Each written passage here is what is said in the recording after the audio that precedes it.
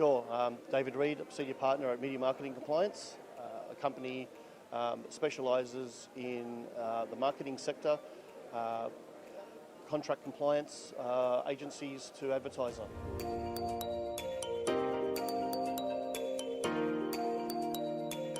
Asia's a big market, just like the US and Europe. So, Asia has a lot of different practices compared to the rest of the world. So we like to, educate advertisers across the world, including APAC. And yeah, look, it's one of those markets that actually, in the digital space these days, is actually becoming a little bit more tech savvy.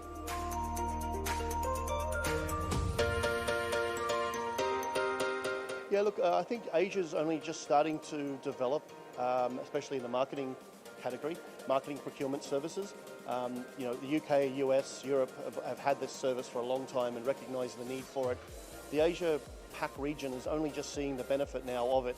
And given media, for instance, is probably the second biggest spend in a company's P&L, next to staff and wages, they're now seeing that there's a lot of money being invested with a partner that obviously needs controlling.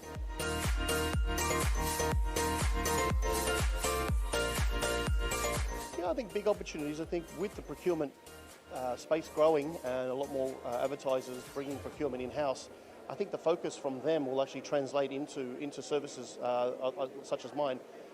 Mostly because the education piece around media services and marketing, not just media but creative as well, it's a big topic and it's specialised. There's a lot of industry jargon. So I think really as the procurement teams grow within the advertiser locally, so will their need for knowledge and eventually translating into hopefully efficiencies.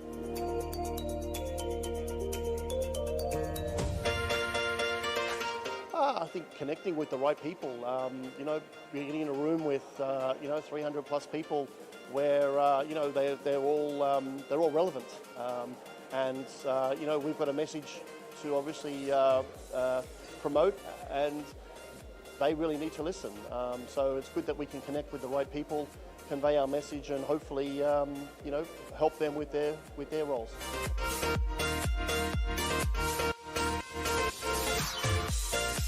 Look, I don't think we can limit it to 3, but definitely, obviously, working from home has certainly caused some challenges initially. And coming out of the COVID environment, I think we're all now working differently, some smarter and some are still getting through it. I think transparency has a number of roles and faces, if you like.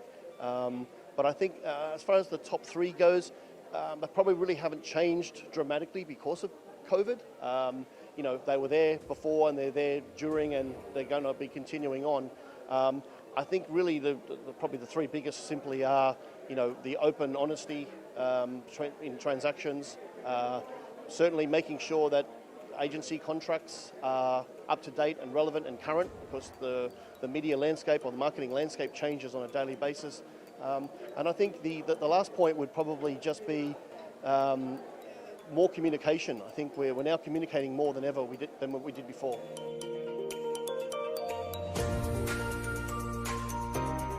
I think with all compliance, regulatory or not, it's adding, I suppose, more work to a lot of different roles within the whole supply chain.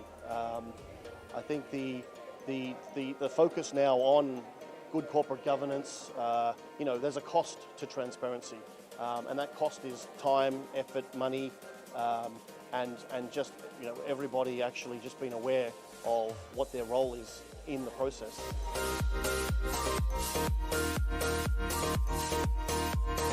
Look, I think the most thing there is the openness and transparency between the 2 parties.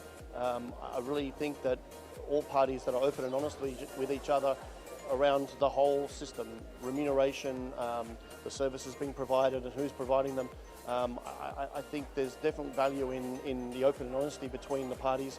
In mostly, that honesty brings out a true partnership. And I think too many partnerships get broken by some dishonest practices and behaviours, which then leads to more cost in pitching and reviewing businesses, whereas a true partnership shares the journey properly, open and honestly, and there shouldn't be any real need for change.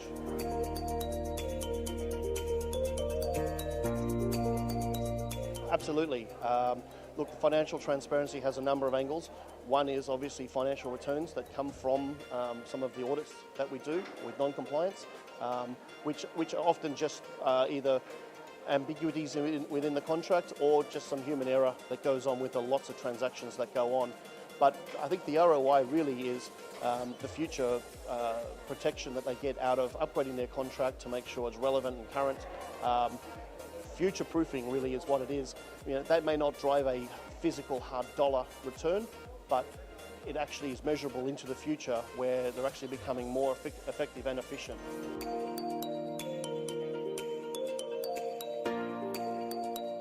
Yeah, look, media neutrality is really a hot topic. Probably a question that a lot of people ask across the day and the year.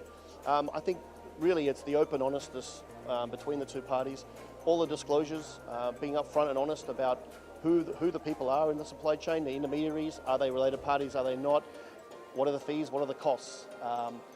So I ultimately, it's just that open and honestness that's going to keep driving that forward.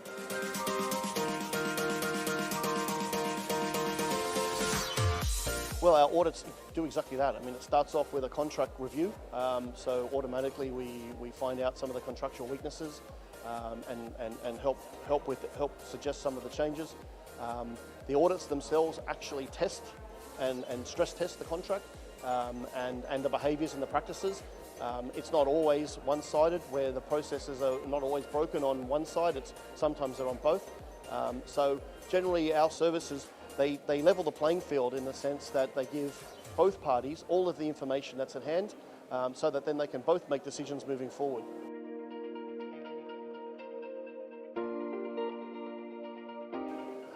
Look, I think it's important to, obviously, auditing is a good tool. It shouldn't be frowned upon. Obviously, everybody does frown upon audits from time to time. Just the word audit doesn't sound right. Call it a review.